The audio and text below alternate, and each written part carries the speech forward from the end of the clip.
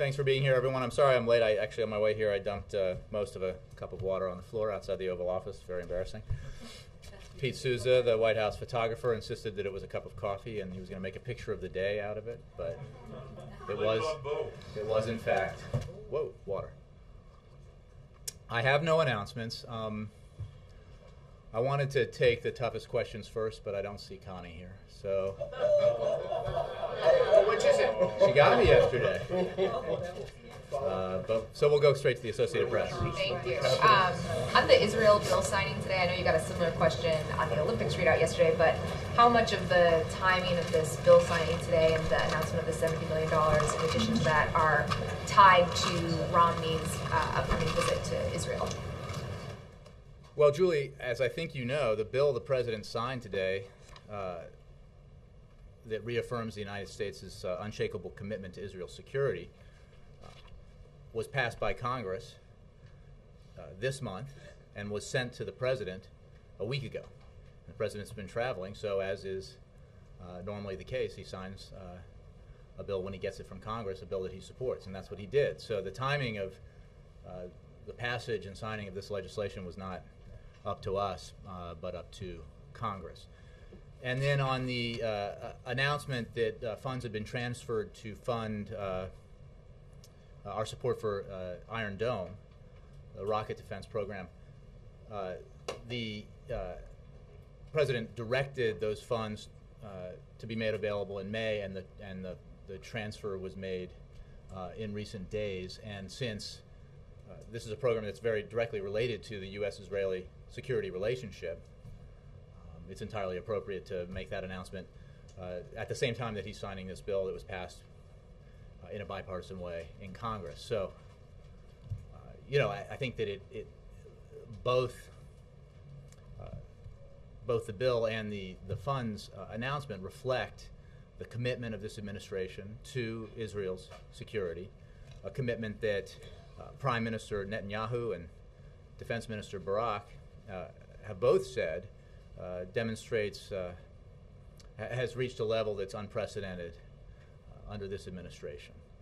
I remember standing with Vice President Biden when we were in Jerusalem with Prime Minister Netanyahu when he said that to both the traveling and the Israeli press, that this administration's commitment to Israel's security is unprecedented, and the amount of cooperation that we have with Israel on its security needs is unprecedented. Do you feel like it's helpful to be able to underscore that commitment just a day before Romney heads to Israel?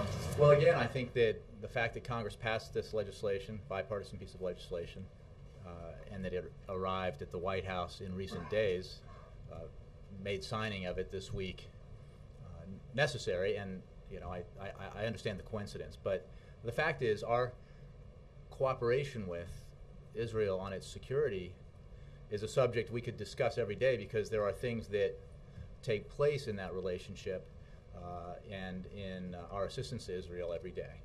So the fact of the matter is we combined the two today. We could have spread it out over a couple of days, but figured that the Iron Dome transfer was so related to the legislation that we could knock them both out in one day. On Syria, as we've talked about the differences between Libya and Syria, one of the reasons that the administration gives for why the U.S. and international partners went into Libya was that there was an imminent attack on a city. And we're seeing exactly that situation in Aleppo today. Does that in any way change the discussion between the U.S. and international partners about what types of involvement you'll have in Syria? Well, we are very concerned about the situation in Aleppo. As I've talked about in the last several days, the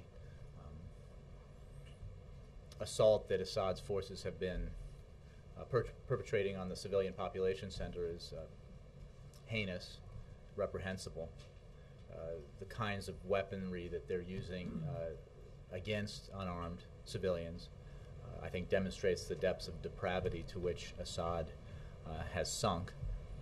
The fact of the matter is, while your analogy is it's a good question, and I understand the analogy, there were a broader array of issues that allowed for the kind of action that the United States, the international community led by the United States, was able to take in Libya. There was the imminent assault. There was the call from the opposition, the unified opposition, for international action. There was international consensus, both at the level of the United Nations Security Council as well as regional consensus through the Arab League. We do not have that, and we've been very blunt about our disappointment with the Russians and the Chinese, and the fact that they have vetoed the 3 meaningful resolutions that were put before the United Nations Security Council with regards to Syria and Assad. That's why we're working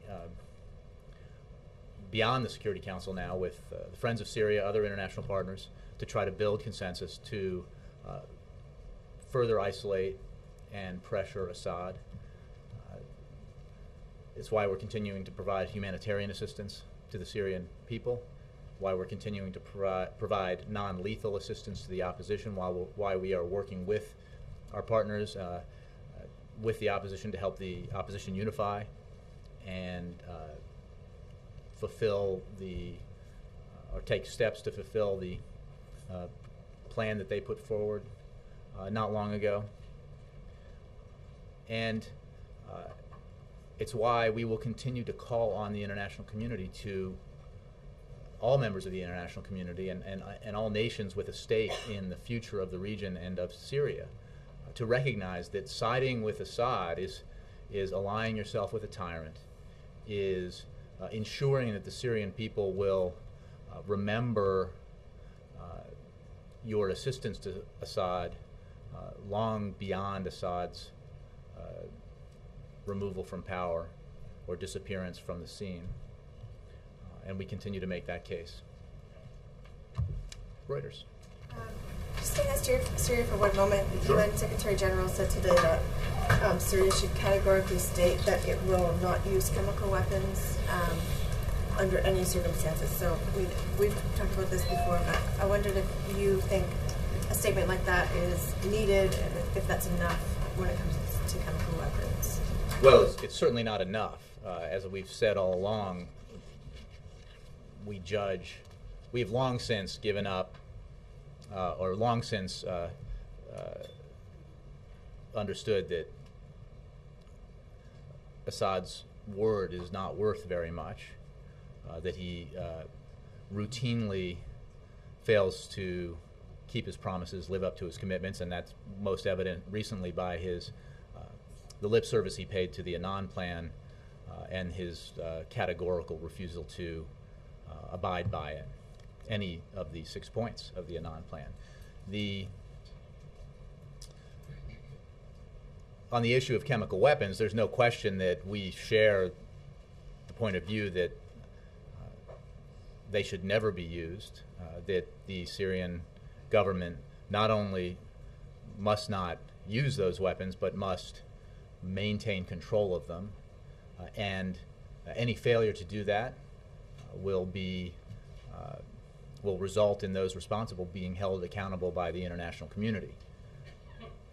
So our views on this, I think, as I've expressed recently, are very strong. We are concerned about the disposition of the weapons. We believe that the stockpiles remain under Syrian government control, and we, as I just said, reiterate our position that any use of those weapons, any failure to safeguard those stockpiles would be a very serious transgression that would result in those responsible being held accountable.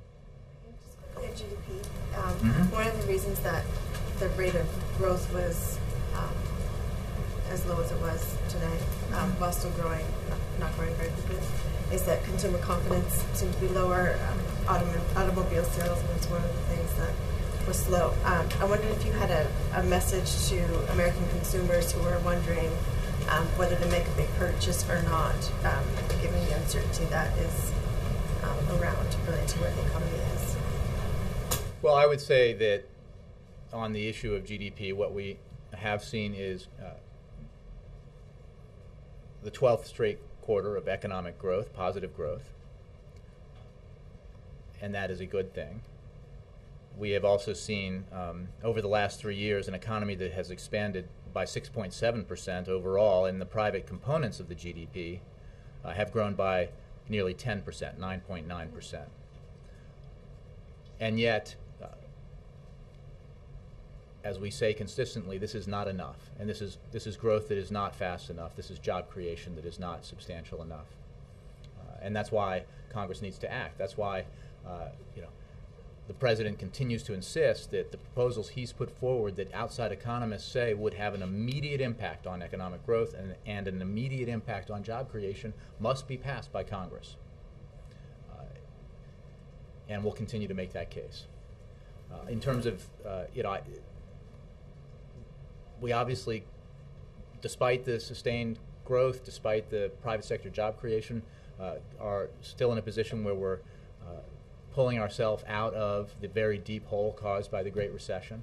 And there is still, of course, a great deal of anxiety in the country about the economy. And that's why we need to take these steps. That's why it is simply unacceptable to say, we'll wait until next year, perhaps, to take action on economic growth and job creation. We should do it right now, because the things that are in the American Jobs Act, the president's proposal, that Congress has not yet passed, would create, according to outside economists, 1 million jobs. Firefighters, teachers, construction workers. And every one of those jobs carries with it not just the benefit for those individuals who are employed and their families, but outsized positive benefits to the economy and to society through the building of roads and bridges and ports and schools, and through the placement of more teachers in classrooms that has obvious positive effects on education in this country. And this president believes very strongly that education is a key element of our economic picture. So we're going to keep pressing for action. The president is going to continue to do everything he can administratively to help the economy grow and create jobs, and he's going to continue to hammer the point that we know what we can do right now to spur growth and job creation, and Congress needs to act. Jake. Jay, 8 years ago, I think you were there. I was in the Democratic National Convention in Boston, Massachusetts, and I heard a fairly obscure state senator stand up and give a speech in which he talked about how right then there were spinmeisters and negative ad peddlers preparing to divide the country. Mm-hmm. Given that the vast, vast majority of the ads that are running these days, from both sides, both Governor Romney and President Obama, are negative. I think in one New York Times story it said all of the ones that ran in Richmond over a certain period were negative, not one positive ad. And then there was a study that showed in a 2-week period 89% of the president's ads were negative, 94% of Mitt Romney's ads were negative. What would that state senator think about the campaign being run right now by this president? Well, I think that he thinks and we think that the issues that the president talks about all the time as president and as a candidate go right to the central concern that the American people have about economic growth and job creation, about ensuring that the middle class is given a shot to expand, that the squeeze that the middle class has been under now for a decade is relieved, and that there's the right investments made in our economy, in education and infrastructure and innovation that will allow it to grow and will allow it to create the kinds of jobs here in the United States that can create the foundation for a good middle-class life that allows people. That's why you're running ads about Mitt Romney's tax returns? Well, that's why we're running ads about. Well, first of all, I'm not speaking for the campaign. That's why the president believes that the issue of what do you believe when it comes to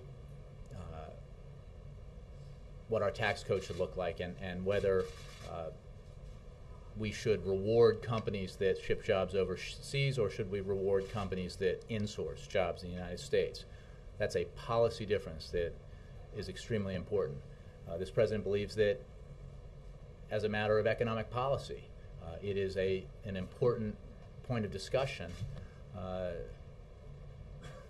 to note the difference between his position, which is that we ought to have a balanced approach where the wealthiest Americans who have done extremely well, exceptionally well, in the last decade, pay their fair share, and that the high-end Bush tax cuts that contributed mightily to the deficits that he inherited not be extended, and that money be used to help bring down the debt and to invest where we need investments in education, innovation, and infrastructure. And that's a fundamental difference, not just with the Republican nominee or presumptive nominee, but with Republicans in Congress that this president has been dealing with in an attempt to move the economy forward legislatively. So, I mean, I think all those issues are fundamental to the debate we're having right now. They're fundamental to the stalemate we have in Washington that the president discusses. And that's why I think he phrases it the way he does, that the American people have the opportunity to break that stalemate, to decide which direction, which vision is the right one for the American economy. So I think those issues are the subject of most of what the president talks about and what his campaign discusses. I obviously refer you to the Romney campaign for their points of view on their advertising. The characterization that these ads are negative? I mean, I think that when the president draws distinctions about his vision for the economy compared to the Republican vision, it is a contrast. There's no question. But these are central. These are central to. I mean, this is the absolute core of the debate in our country, and it is overwhelmingly the principal focus of the American people. So I think it's very important to have the kinds of discussions that we've been having, and that the president puts forward every time he goes out and speaks to the people. Bill. Can it really be a coincidence that just as Mitt Romney embarks on his foreign trip, that in the past few days the president not only has a chance to declare his unshakable support for Israel and sign this bill, but his Homeland Security and Counterterrorism Advisor meets with people to discuss security preparations for the Olympics, and the Secretary of Defense meets with the Israeli Secretary of Defense and announces a trip to Poland? Can all that really be a coincidence? Bill, let me ask you. I wish it were the case that we could direct Congress and have it do what we wanted on our schedule all the time. The bill the president signed today was passed by Congress, bipartisan majorities, and sent to the White House, I believe, a week ago. And the president's been on the road, and today was the day to sign it. What about the Brennan and Panetta meetings? I will, if you would like, come out here every time we have a senior administration official meeting with a senior Israeli government official, and it will happen, I'm sure, extremely frequently, because that's how intense the cooperation is between the United States and Israel on security matters, as well as other issues. And then on the Olympics, whatever country the Olympics were in, this president would have been briefed on security. This is a major event, international event, with thousands of Americans present, hundreds of American athletes present, and it's the kind of thing that he would, as a matter of routine preparation, be briefed on, just as he is the Super Bowl and other issues and other major events where there is an American security interest. And this one happens to be this event happens to be taking place in the United Kingdom, a country with which we have a deep relationship and a deep security cooperative relationship. So, it is a matter of course that that John Brennan would be involved in that, and that the president would be briefed on that. And I routinely read out those briefings from the podium. So there's no political calculation whatsoever involved here.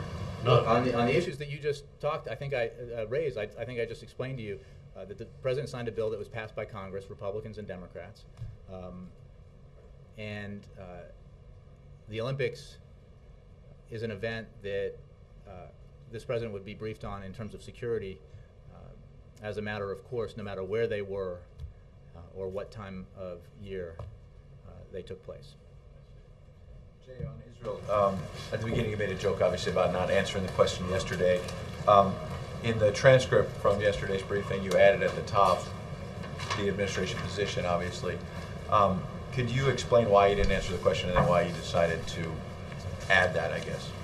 Well, I wanted to be clear. I added it because, look, I did assume that everyone here knew our position, since it is the same position that we have held since the president was sworn into office. Not only that, and this goes to some of the criticism, and perhaps the critics don't realize this, it's the same position that was held by the previous administration for 8 years. Our policy has not changed. The status of Jerusalem is an issue that should be resolved in final status negotiations between Israelis and Palestinians. And we continue to work with both parties to resolve this issue and others in a way that is just and fair and respects the rights and aspirations of both Israelis and Palestinians. So I did assume that since this is a policy that's been longstanding and in place for many, many years now across administrations of both parties, that that it was understood, but I accept that it merited clarification, so thus we provided it. On the economy, you said headed in the right direction, but obviously more needs to be done. At a fundraiser on Wednesday night, the president was talking about, I think in Oakland, in the context of what the Clinton administration did, and you said this as well yesterday here in the briefing room, about sort of the balanced approach, as you call it. He said, quote, "We tried our plan and it worked." But he was not just talking about his plan, he was talking about the Clinton proposal. He was talking about the Clinton proposal, and I understand as part of the course, maybe this goes to Jake's question, of an effort to serially distort what the president said. I mean, anybody who listened to that set of remarks and has heard the President Obama discuss President Clinton's record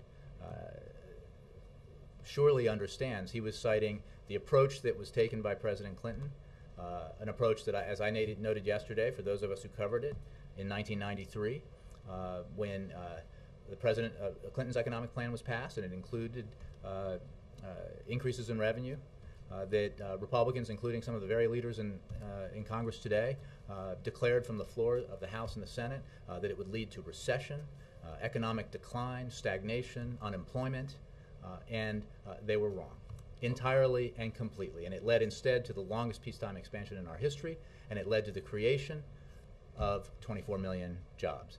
Pretty good record. So that's what the President Obama was talking about. Right. And so that's the context. My question is he running on the Clinton economy or the Obama economy? He is running on his record. He is running on a vision for the future and an economic plan that has as one component a fundamental principle that everyone ought to play by the same set of rules, and everybody ought to get a fair shot, and everyone ought to pay their fair share. And part of the paying their fair share is simply suggesting that the highest income Americans, those making over $250,000, the top 2%, including millionaires and billionaires, can afford to and should pay income taxes at the marginal rate that was in place in the 1990s when we had one of the strongest economies in American history and when we created 24 million jobs. An economic record that occurred despite all the predictions of Republican leaders. But it's not that with unemployment over 8%, GDP slowing down now, the worst in a year, you'd rather talk about those years than... We're talking about, he's talking about an economic policy, his plan, which he talks about all the time, which involves a balanced approach, including expiration of the high-end Bush tax cuts, and as a rebuttal to the assertions from Republicans that this is terrible economic policy, he points to the facts, which are that under President Clinton, marginal rates at that level were in place when we saw this substantial economic growth and job creation. But let's be clear. I saw recently it's suggested by a leading Republican that the next president, whether it's President Obama in his second term or his opponent in his first, that his policies, economic policies, should be judged after 6 or 9 months after they come into office, and then after that period, then it's a fair grace period to after which you can judge whether or not those policies are having an impact. I find that fascinating. given some of the discourse that we've engaged in over recent months. But if you do take that standard and apply it to President Obama, who took office during the worst cataclysmic economic recession in full bloom of our lifetimes, and began to measure the economy's performance after his first 6 months in office. We'll just start at 6 months, not even 9 months, and you'll see a record of economic growth and job creation as we emerge from the worst recession since the Great Depression, and positive job creation, net job creation. It is not enough. As we saw today with the GDP numbers, the economy is not growing fast enough.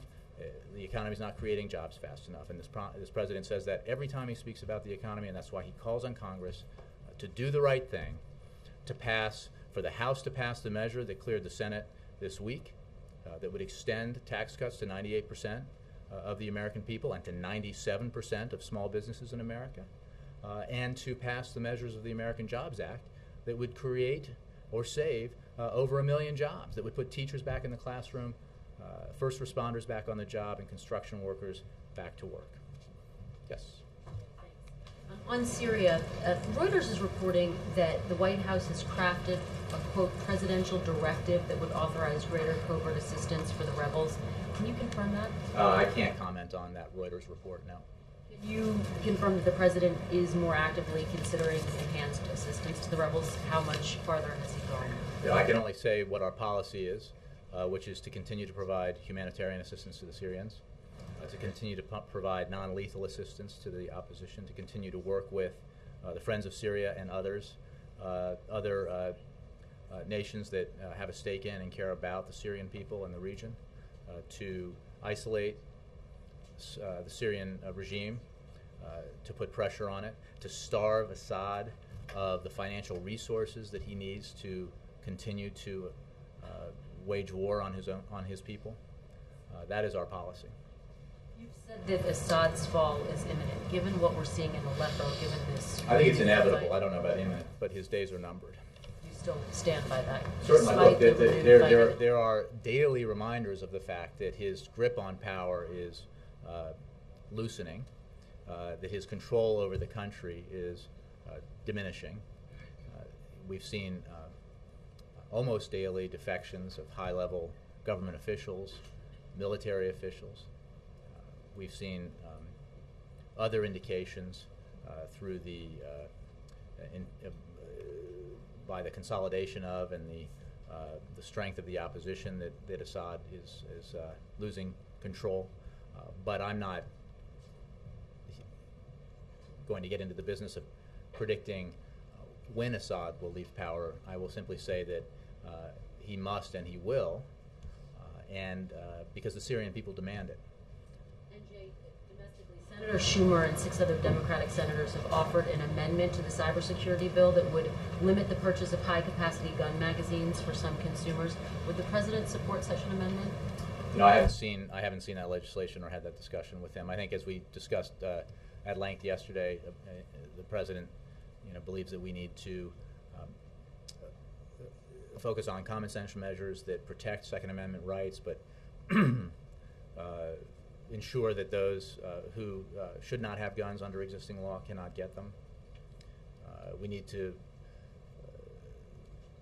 take a step back and have a broader discussion about the problem of violence and attack that problem from a variety of angles, including through assistance that this administration provides to local law enforcement and local governments, through programs that put teenagers to work and programs that get them off the street, and programs that help educate our young people and keep them away from gangs and away from violence. So this is a broader problem as the president sees it.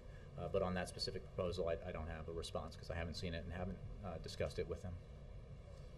Mark.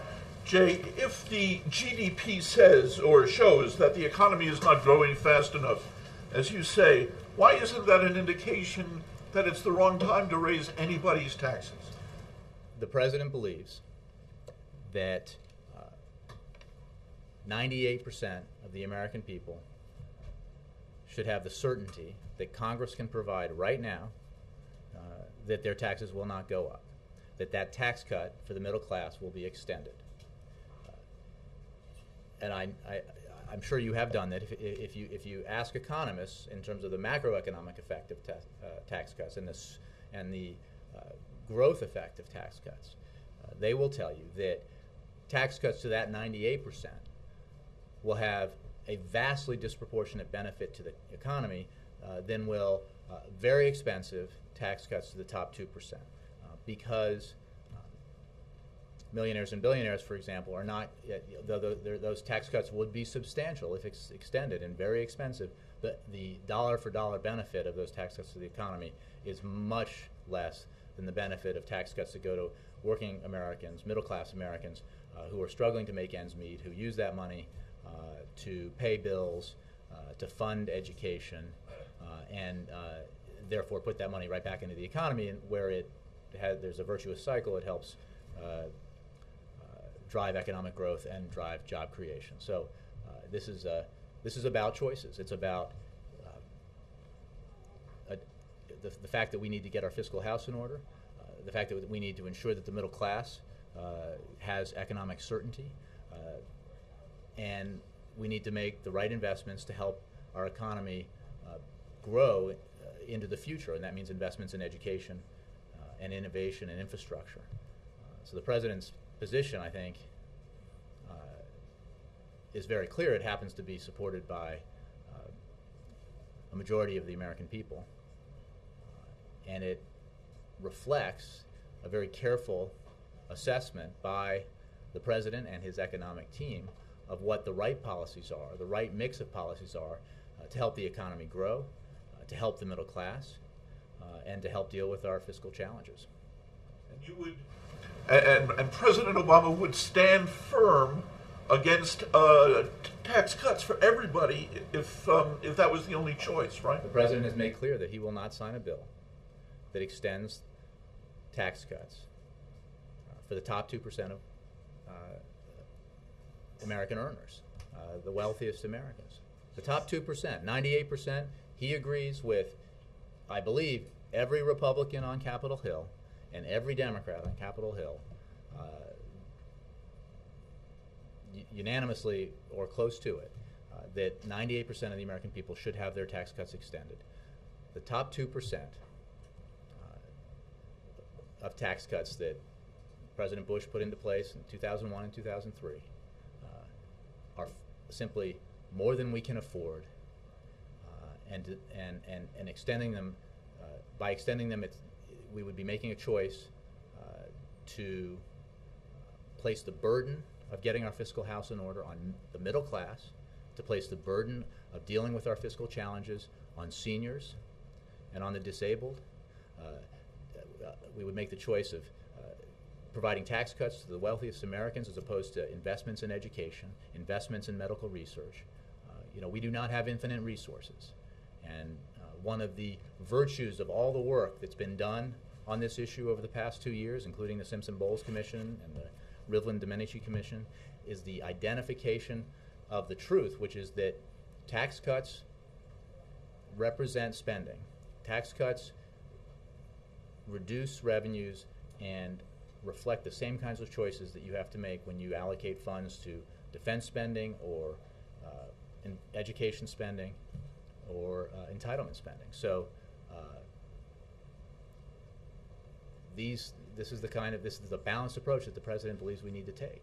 And when you say that it is more important to give tax cuts to the top 2% than ensure that Medicare, as we know it, stays in place. No, when the argument is made, you're making a choice there that is harmful to the economy, is harmful to American seniors, and is not supported by the majority of the American people.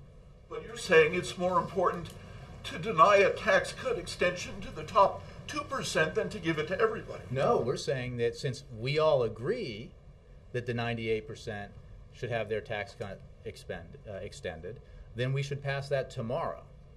Now, the only issue, there is a bill to do that. The only issue is now, will the House take that bill up and pass it or not? And if they do not, then they are making the choice that tax cuts for 98% of the American people should be held hostage to tax cuts for the top 2%.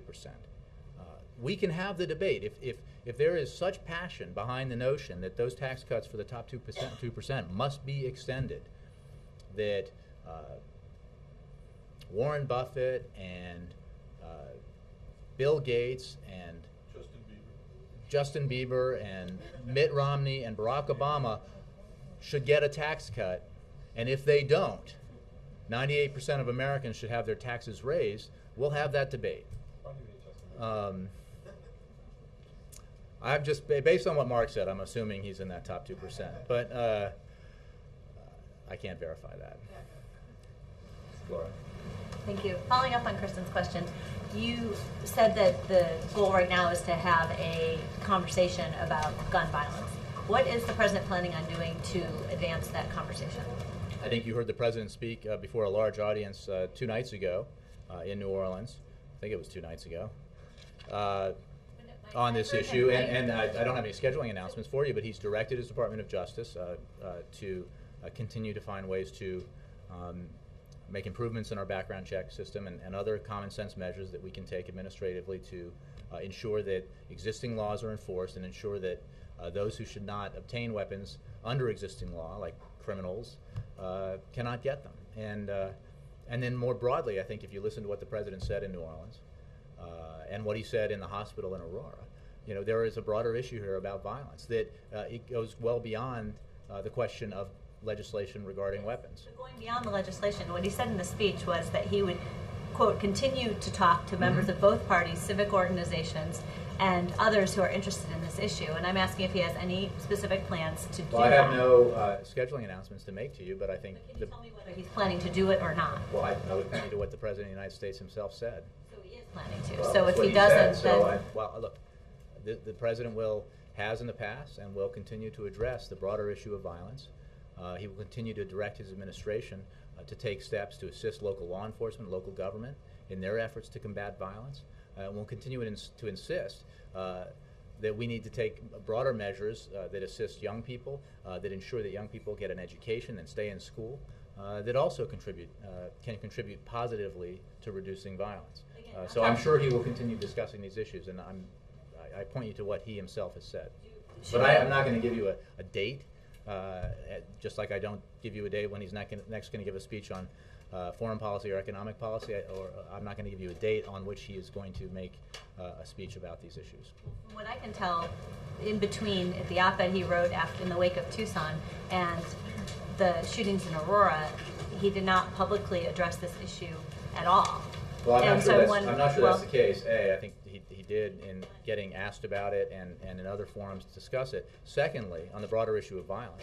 Secondly, in that period, at his direction, the Department of Justice made progress on the very issues that he asked them to make progress on, as we put out on paper and I've discussed here and on Air Force One. That doesn't speak to creating a national dialogue on the issue or trying to find consensus on what he calls, issues that should have common ground, common sense efforts to try to control gun violence. And so I'm wondering... But again, Laura, I'm not sure your point. He just gave a major speech in which he talked about these issues. He spoke about these issues in the hospital in Aurora, where he had just visited the families of those who lost their lives in that terrible shooting, as well as those individuals who were recovering from wounds in that shooting. And he will, I'm sure, continue to talk about the steps that we need to take to address the problem of violence, and to address the problem of violence that is with us, not just when we have these horrific events that garner headlines, but with us consistently around the country, and as he mentioned, in New Orleans. So having given the speech, he's done that. Laura, you can continue to editorialize, but I've answered this question a bunch of times. I don't have an announcement for when the President's next going to address this issue. He told you that he would, and I would take his word on it. Thank you. Yeah. Thanks, Jay. So Russia is looking at setting up naval bases in Cuba and in Vietnam, and I'm wondering whether the President has been briefed about that and what he thinks about that. Does he have some concerns about it? Is he cool with it? Is he? Yeah. I have not had that discussion with the president, not just in the language that you use, but even addressing Russia and Cuba. So I will have to take that question. Flip in another couple questions then. Anything about the week ahead, including the weekend, themes for next week would be greatly appreciated. And can you give us kind of a good synopsis of his Olympic watching, calling, involvement plans in the days to come? Who's he going to be talking to? Are there any events he's totally keyed in on? Well, I can tell you just from the travel we've done recently and talking to him about the Olympics in general. I mean, he is a sports fan, as everyone knows. He's actually very.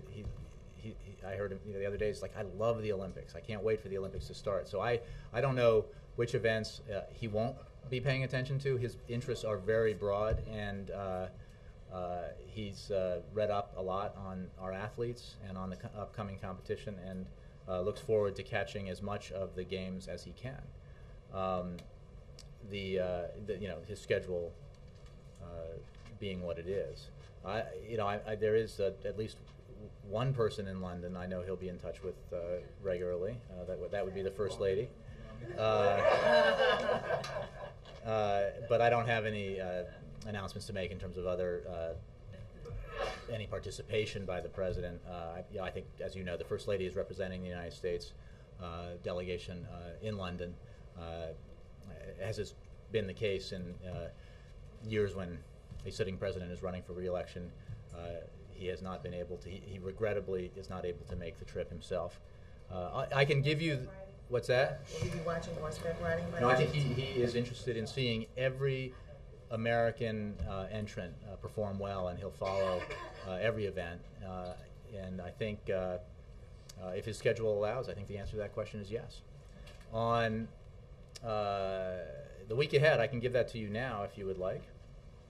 Do I hear a chorus of yes? Yes. On Monday, the president will participate in an ambassador credentialing ceremony here at the White House. In the afternoon, the president will travel to New York City for campaign events. The president will return to Washington, D.C. that night. On Tuesday, the president will attend meetings here at the White House. On Wednesday, the president will travel to Mansfield, Ohio, and Akron, Ohio for campaign events. The president will return to Washington, D.C. that night. The next day, Thursday, the president will travel to Orlando, Florida, and to Leesburg, Virginia for campaign events, and will return once again to Washington that evening. On Friday, the president will be here at the White House attending meetings. Yes, Mark. Sorry, sort of another scheduling thing. Sunday. And in between, he'll be watching the Olympics. And in between the Olympic events on Sunday. Sunday is the 100th day from the election mark. Mm-hmm. I know the campaign was going to do some events like house parties and stuff. Is the president going to play any role in that? Is he going to mark that day in any fashion? I don't have any information involving the president's schedule on Sunday. I believe he's down, but I would address that question to the campaign. On the larger question of that mark, how does Yeah, the president again, feel about the campaign at this Look, point? he's very, as you've seen, as he's been out there, he's energized by the opportunity to get out and campaign, to talk to people across the country about his vision for our economy, and looks forward to the next 100 days or the next 103 or 4 or however many days there are. I don't think this is unique to him. I think it's true of past presidents that the opportunity to get out in the country and to speak to folks in different states and to hear from them is something that is very invigorating for him. When we travel with him, those of us who have that opportunity and privilege, you can just tell how much he enjoys it and how much energy he draws from it. So, it's obviously campaigns can be grueling in terms of the hours and the schedule. He also has a full-time job as president that he continues to execute. But he's very gratified at the opportunity and believes that the stakes could not be higher, which is why he's going out there and taking his case around the country. All right. Thanks, Jay. I haven't seen you in a while. How are It's you? nice to be back. Long-term vacation or? I was with Romney, actually. Oh, well, it's kind of like a vacation. So we're almost at the one-year anniversary of the credit rating downgrade. And I wonder how concerned the White House is that there could be another one while this president is in office, and given the paralysis in Congress, what the president can do to prevent that from happening. Well, it's, I had not thought about the fact that that particular anniversary was nearly upon us. I can say that it brings back grim memories of a willingness on Capitol Hill to threaten the global economy, and most importantly, the American economy, for the sake of ideology. We now know that the price paid by that brinksmanship was great, not just in the downgrade, but in its impact on consumer confidence, which was a question that we got earlier, its impact on economic growth and job creation. That was a terrible game to play. And this president ensured, as that process came to an end, that we would not be playing that game of chicken with the American economy again in a periodic process of every 3 or 6 or 9 months, which is what Republicans were insisting on. You know, the full faith and credit of the United States is a very valuable thing, and it should not be toyed with. This president feels very strongly about that, and the memory of that, I think, for all of us, and the impact that it had on the economy is not one that's particularly welcome. But it is a reminder of why Congress needs to act on responsible, balanced deficit reduction.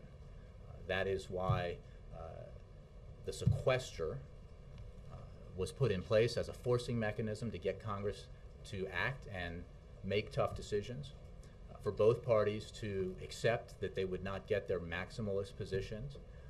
And what you've seen is, unfortunately, Republicans, by and large, still refusing to accept the basic principle that everyone should pay their fair share, that we need all 3 legs of this stool. We need significant spending cuts, which this president has already signed into law. We need entitlement reforms, which this president has made clear he is willing to support. And we need revenues.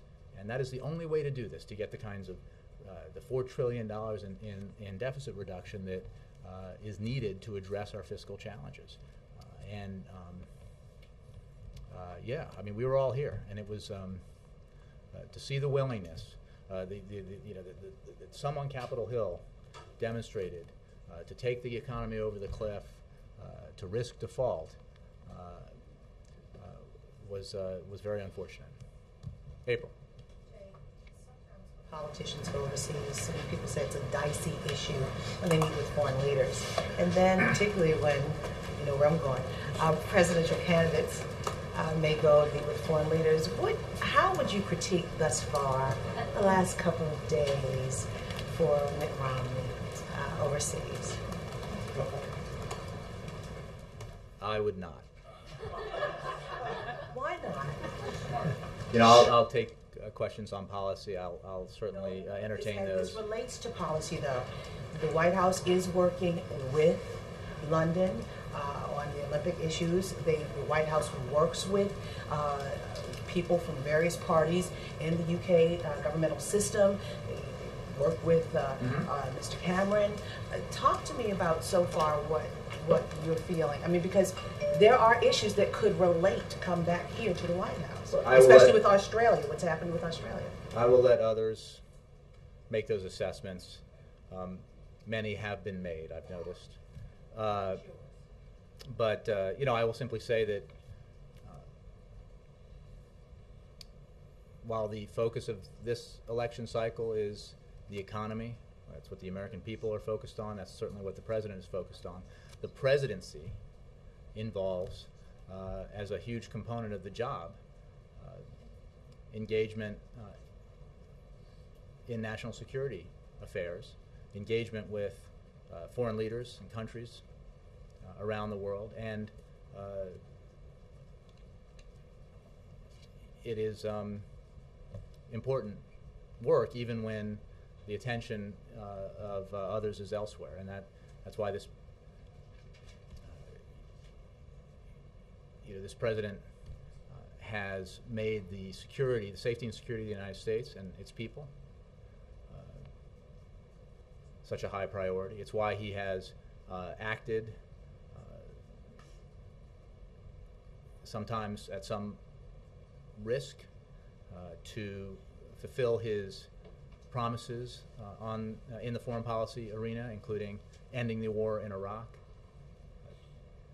increasing our troop presence initially in Afghanistan in order to properly execute that war and to take the fight to Al-Qaeda, and to create a situation, for example, with Iran, where the approach he took led to a level of international consensus about Iran being the problem that did not exist prior to him coming into office. So, I mean, that's simply to say that foreign policy is a big part of the job. Wait a minute. Are you not, I'm sorry, are you not answering it because you don't want to discuss it because he's overseas and typically you don't talk about a U.S. I'm just not going to, I'm not sure what the question as it relates to the president here is unclear to me, and I'm not, I'm not going to give a performance critique of the governor, former governor, from the podium. Has the president been made aware of some of the gaffes overseas so far? Well, as you know, the president follows the news, but I know I don't know how much he's been following this particular story. Thanks, guys.